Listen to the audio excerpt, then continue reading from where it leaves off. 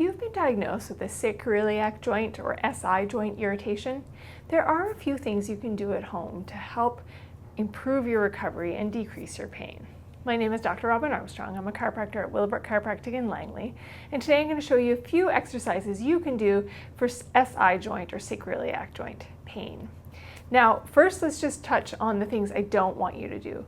So right now, I want you to avoid twisting.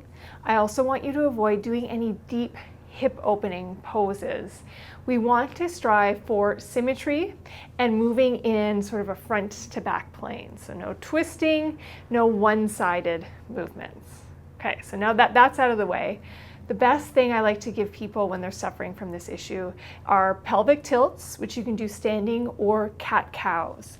So on all fours, you're going to find a neutral spine, and then just nice and slow, you're going to drop your belly towards the ground, sticking your tailbone out, looking up, and then tuck the tailbone under, drawing the lower belly in.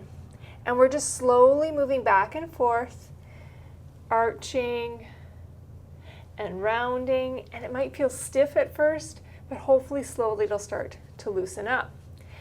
Another variation of this you can do is make circles with your tail. So imagine you're drawing circles with your tail in one direction and then the other. This is another way to help loosen up that area because things tend to tighten and feel really stiff and sore. Another thing you can do is lying on your back.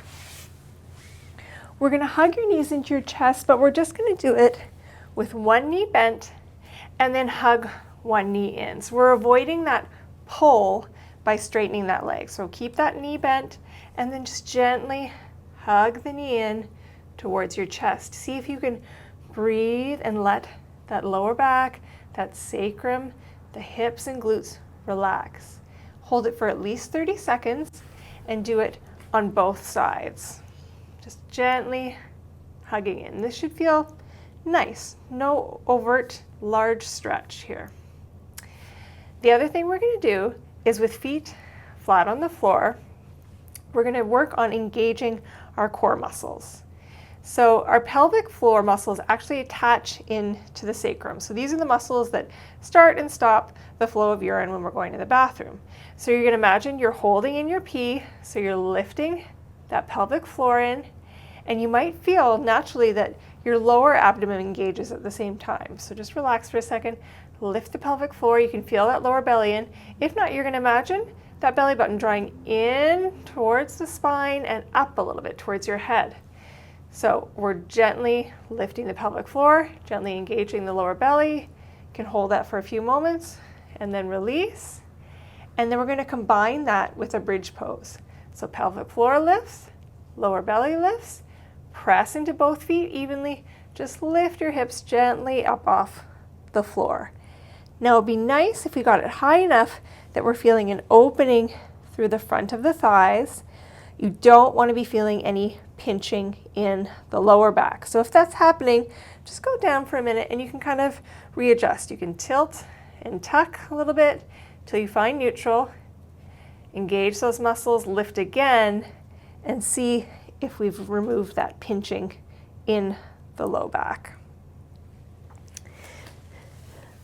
So it is a difficult thing when you have this irritated sacroiliac joint because it doesn't like a lot of positions. It doesn't like to twist. It doesn't like that partial bend forward. But if you just give it a little bit of time to calm down, do some of these exercises, soon enough you'll be out of pain. If you're not sure whether or not you're suffering from SI joint pain, then you can book in with us at willowbrookchiropractic.com. We also post regular content on our Willowbrook Chiropractic on Facebook, Instagram, and YouTube. If you have any questions about what I've talked about here today, please feel free to ask myself, Dr. Robin Armstrong, or Dr. Jody Freedman. We're always happy to help.